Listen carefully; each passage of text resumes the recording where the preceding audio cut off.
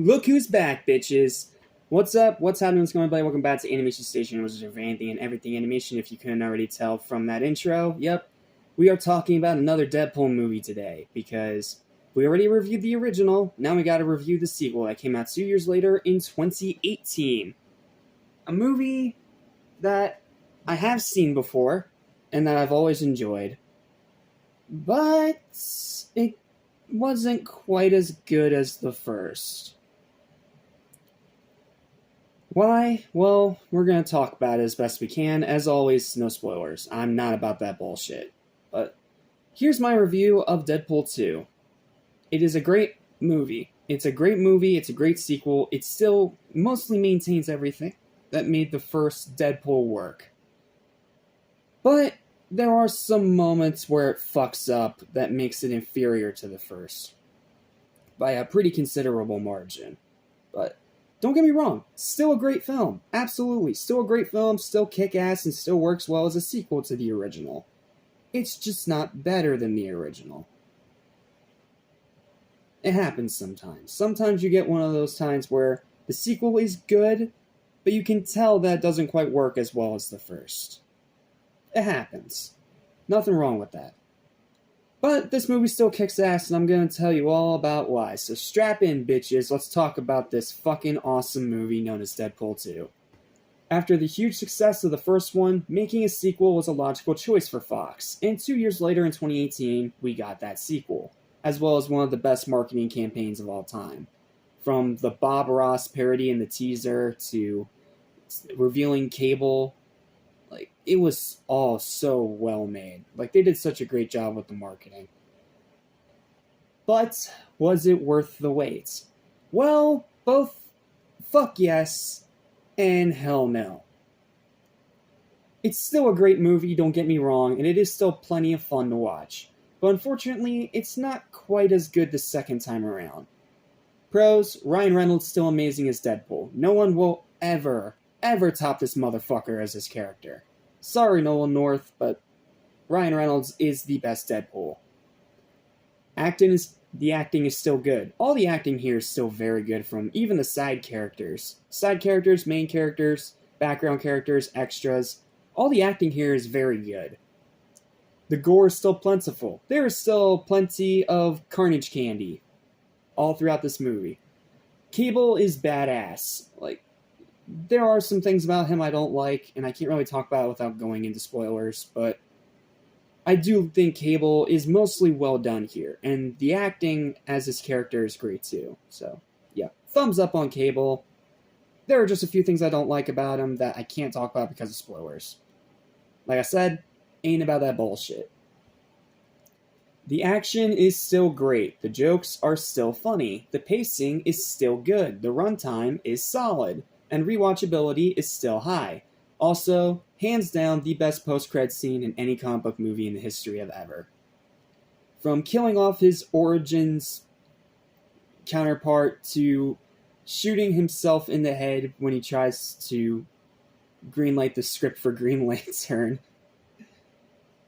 to one of the hilarious and also most dark jokes of any comic book movie. I'm not going to say any more than that. You just need to see that scene for yourself. It is fucking hilarious. But there are some cons with this one, and they are pretty major. So let's talk about them. Now to talk about where it all fucked up. The story is haphazard. It tries to balance Wade learning about pretty much the meaning of life with this other story of trying to save this kid from Cable who's hunting him down because he ends up doing something really bad in the future time or whatever fucking bullshit like that. And these two storylines don't always go together. Sometimes they work well, and in other times they feel like two completely separate movies just squished together. Writing is a bit confusing. Yeah, there are some moments I was just like, what the fuck? Even for this series, this is confusing. Again, it also plays into the story being haphazard because you have these two storylines that sometimes work well together and other times feel like two different movies. And the writing shows in that as well. The new characters are very average. Domino's okay. I'm not the biggest fan of her, but I think she might get better if she's in more of these movies. Please be in Deadpool and Wolverine. And then the kid did not care about the kid at all. He just kind of felt like a forced plot device. And then Juggernaut is just a brute. He's better than the cringy meme man from X-Men The Last Stand, yes, but he's still not very good because he doesn't really have much character outside of just swearing and ripping Deadpool in half. That's pretty much it for that character. A few jokes are hit or miss. This movie is still very funny, but there are a few times when the jokes don't quite land. And its biggest mistake, it kills off the love interest. Yeah, this is the one thing I'll talk about because this part of the movie legitimately pissed me off. Like, I understand what they were going for. They were trying to make fun of Logan killing off Wolverine in the main timeline. I get it, but the way that they decided to try to do the same with Deadpool, it did not work. And killing off this character was a huge fuck up. Like, huge fuck up. Like, I like the effect it has on Wade and his character development, but I mean, outside of that, it just feels forced as hell. And hell, even the fucking opening credits of the movie share my frustration with this. Which in turn causes the tone to be way too serious. This is where the movie, I think, really falls short compared to the first. In the first, they were able to perfectly balance being very serious at times and also being very silly. And the two balance out well, and they transition well from one to the other. Here, it's not the same story. Because here you have moments that are way too fucking serious, that are all the way up here, that are like Dark Knight shit.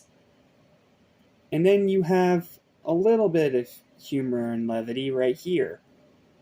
And it like goes from here to here, from here to here to here. Like, there's no smoothness or transition at all between these two tones. And unlike the first movie, where it transitions well from one to the other, here it is just fucking jarring, and it just doesn't really flow well together. That, in my opinion, is the movie's biggest fuck up. Overall, though, this is still a great movie, and it's still plenty of fun to watch. But story-wise, it's a pretty big downgrade from the first, which in turn lessens its quality. And when you add in the tones conflicting with one another, yeah, this is not as good as the first. It has some big problems. But the jokes, the characters, the action, and the gore, I was trying to look at it because I couldn't remember my line, the gore, are still plentiful enough to still make this worth watching. I just don't think it hits as well the second time. Maybe it's just me, I don't know. Final verdict for Deadpool 2 is still a high 8 out of 10 though. Like, it's inferior to the first, but it's still a pretty fucking good sequel. If the story wasn't so haphazard, and if they could just, again, remember how to balance that tone well, this could have been right up there with the first. But as it is, it's a great movie, but not quite a great sequel. It is what it is. Well, that's it. Thank you guys so much for watching. Please don't forget to like, share, and subscribe for more fucking kick-ass videos almost every single motherfucking day. And, yep, tonight's the night. The time is right, and there will be lots of blood.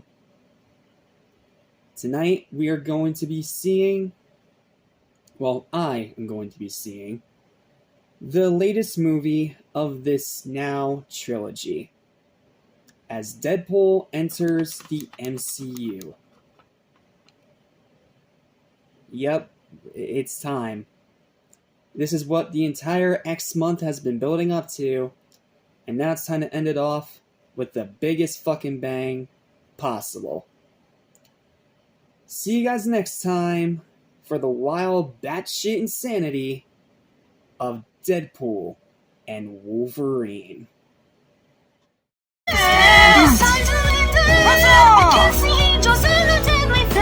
We cannot take it anymore.